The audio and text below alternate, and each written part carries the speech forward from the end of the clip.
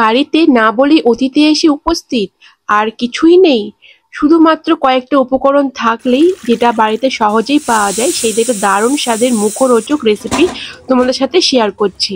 প্রথমে এখানে বেশ বড় বড় সাইজের আলু কেটে নিয়েছি, খোসা শুদ্ধই সেদ্ধ করে নিয়েছি। 3 থেকে 4টি সিটি দিয়ে নামিয়ে ঠান্ডা করে ওপরের যে খোসাটা আছে ভালো করে ছাড়িয়ে নিচ্ছি। প্রত্যেকটা আলু খোসা ছাড়িয়ে এরপর হাতের সাহায্যে ভালো করে ভেঙে দিচ্ছি বা থেতো করে দিচ্ছি। এইভাবে ভালো করে ম্যাশ করে দিলাম, পুরোপুরি চটকিয়ে মাখাবে না, এইভাবে বেশ হালকা হাতে ম্যাশ করে নেবে। মোটামুটি আমার রেডি হয়ে গেছে। এরপর কড়াইয়ে সর্ষের তেল গরম করে তার মধ্যে 1/2 চামচ মতো জিরে ফোড়ন দিয়ে দিলাম। তার মধ্যে পেঁয়াজ কুচি দিয়ে একটু ফ্রাই করে নেব। পেঁয়াজটা হালকা একটু ফ্রাই হয়ে গেলে এখানে কাঁচা লঙ্কা কুচি দিয়ে একটু ভেজে নেব, আরেকটু ভেজে নেব। এরপর প্রায় 1 চামচ পরিমাণ আদা রসুনের পেস্ট আর কাঁচা লঙ্কা আর টমেটো বেটে রেখেছিলাম সেটাও 1 চামচ মতো দিয়ে তার মধ্যে 1/2 চামচ জিরে গুঁড়ো, 1/2 চামচ ধনে গুঁড়ো, স্বাদ মতো লবণ, 1/2 চামচ লাল লঙ্কা গুঁড়ো দিয়ে ভালো করে মশলাটা কষিয়ে নিচ্ছি। বেশ খানিকক্ষণ ধরে কষাতে হবে যাতে কাঁচা গন্ধটা চলে যায়। এর মধ্যে একটু জল দিয়ে দিয়েছিলাম, জল দিয়ে ভালো করে কষিয়ে নিচ্ছি। তেল ছেড়ে দিলে এর মধ্যে 1 চামচ মতো গরম মশলা দিয়ে দিলাম, গুঁড়ো গরম মশলা অ্যাড করেছি এবং সমস্ত মশলা তেল ছেড়ে দিলে এখানে স্ম্যাশ করা আলুগুলো দিয়ে দিলাম। এরপর মশলার সাথে ভালো করে কষিয়ে নিচ্ছি। আলুর সাথে মশলাটা বেশ খানিকক্ষণ ধরে কষাতে হবে এবং বেশ খানিকক্ষণ কষিয়ে নেওয়ার পর এখানে সামান্য পরিমাণ সমস্ত কিছু ব্যালেন্স করার জন্য একটু মিষ্টি অ্যাড করলাম, অল্প করেই দেবে। দেওয়ার পর আরেকটু নাড়িয়ে চাড়িয়ে নিয়ে একটু ভাজা ভাজা করে নেবে। পুরটা কিন্তু একদম রেডি হয়ে গেছে, আলুর পুরটা। এরপর একেবারে ঠান্ডা করে নেব। এদিকে বেসন নিয়েছি 1.5 কাপ মতো, সাথে স্বাদ মতো লবণ অ্যাড করেছি।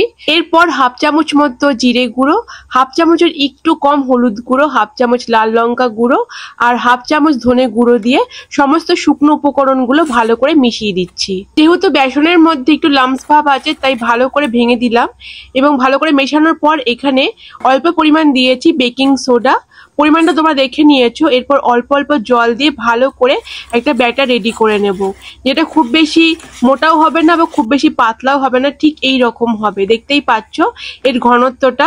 এরপর আমার ঘরে ছিল ব্রাউন ব্রেড, তোমরা যে কোনো সাদা ব্রেডও করতে পারো, তো আমি ব্রাউন ব্রেডটা ইউজ করব। এরপর ব্রাউন ব্রেডের যে শক্ত অংশটা আছে বাইরের স্কিনটা সেটা ফেলে দিচ্ছি, না ফেললেও হয়, তো আমি ফেলে দিয়েছিলাম। ভালো করে কেটে নেওয়ার পর এখানে মাঝখান দিয়ে 3 কোণা মতো আমি শেপ দিয়ে দিচ্ছি। তো এইভাবে সমস্ত পাউরুটিগুলো আমি কেটে নিয়েছি। এরপর যে আলুর পুরটা আমি করেছিলাম সেটা পাউরুটির ওপর দিয়ে দিচ্ছি।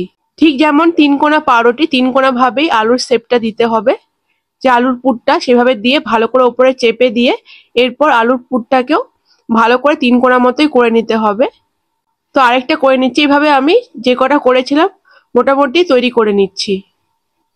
ঠিক চেপে এইভাবে সমস্ত আলুটা যেন বাইরের বার না হয়, ঠিক যেন পাউরুটির সাথেই সমান সমান থাকে সেটা দেখতে হবে।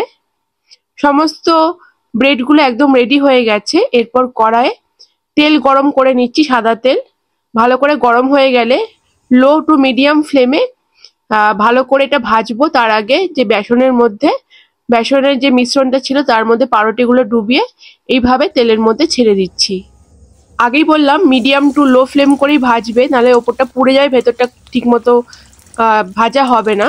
তাই মোটামুটি কয়েক মিনিট ধরে ভেজে নিয়েছি। এরপর বাকি যে ব্রেডগুলো আছে সেমভাবেই বেসনের যে ব্যাটারটার মধ্যে ডুবিয়ে ভেজে নিলাম। এইভাবে ওপরটা বেশ লালচে রং হয়ে আসলেই নামিয়ে নিয়েছি। বেশ খানিকক্ষণ লো টু মিডিয়াম ফ্লেমেই ভেজে নেবে, তাহলে ওপরে বেশ মচমচে হবে আর ভেতরটাও ভালো করে সিদ্ধ হয়ে যাবে। আমার ব্রেড পকোড়াগুলো কিন্তু একদম রেডি হয়ে গেছে। তো এই অসাধারণ ব্রেড পকোড়াগুলো বাড়িতে তৈরি করো। তোমাদের কাছে সাদা পাউরুটি থাকলে সেটাতেও করতে পারো। ওপর দিয়ে চাট মশলা আর বিট লবণ ছড়িয়ে দিলে রেডি হয়ে যাবে দারুণ স্বাদের এই ব্রেড পকোড়া। আর সাথে তোমরা সস স্যালাডও দিতে পারো। আমি ভেতরটা কেটে দেখাচ্ছি কতটা ক্রিস্পি হয়েছে, আর ভেতরটা সেমনি সুন্দর। আলুর পুরটা বেশ ভালো লাগছিল আর পাউরুটির স্বাদটাও কিন্তু দারুণ হয়েছিল। বাড়িতে অবশ্যই এইভাবে ট্রাই করো। যে কোনো আত্মীয় স্বজন বা বাড়ির লোকরা খেলেও কিন্তু ভীষণ পছন্দ করবে।